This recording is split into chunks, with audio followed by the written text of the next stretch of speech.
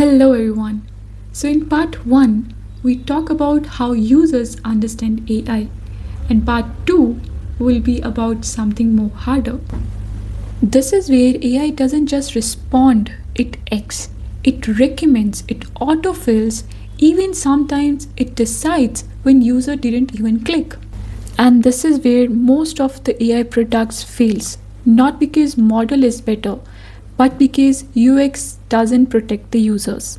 So take out your notebook again, and this is the step. These are the laws which will decide that users will use your AI product or quietly just stop using it.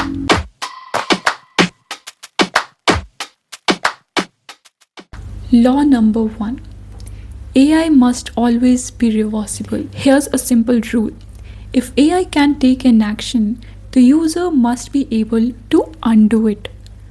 AI will make mistakes, guys. That's not a bug, that's a reality. But think about a Gmail's undo send. Now the mail is already gone, but that small undo window makes users feel safe. Now translate this into AI. Auto sent emails, auto applied design changes, auto rejected application. If there's no undo, no review, no pause, users don't feel impressed. They feel trapped. And good AI UX always answer, can I undo this? Can I pause it? Can I review before it happens again? No reversibility is equals to no trust. Law 2: design for recovery, not accuracy. Traditional UX tries to prevent errors.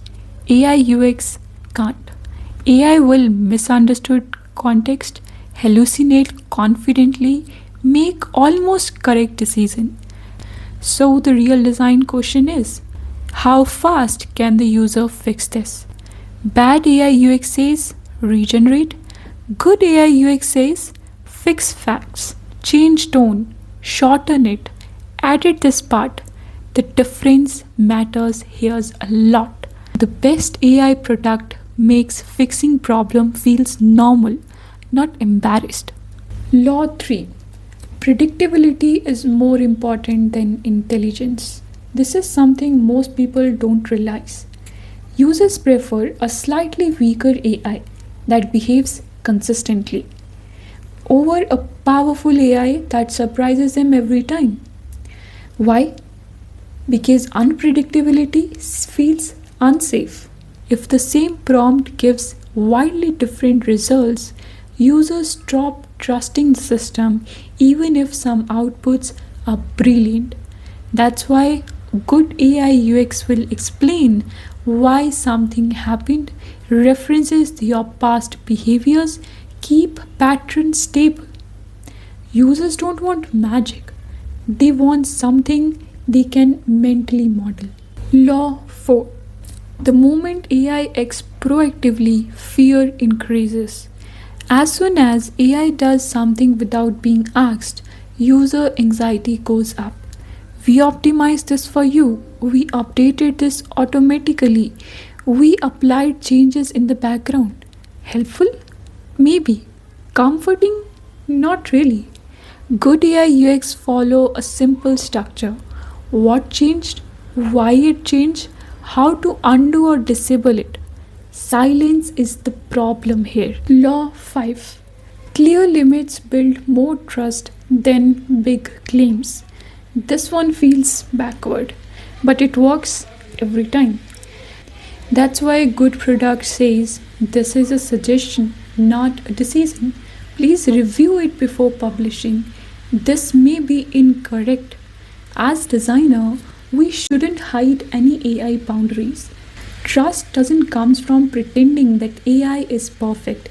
It comes from knowing where it can be failed. What this means for you as an AI product designer. AI product design is not about making AI impressive. It's about making people feel more confident, safe, and more controllable.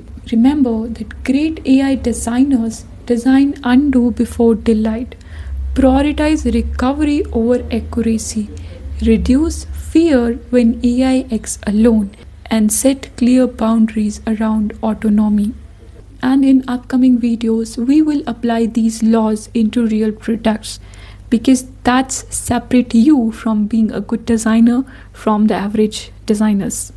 Until then, notice how AI products make you feel safer, cautious, or confident because that feeling is UX. And I will see you with something more interesting. Till then, stay safe. Namaskara.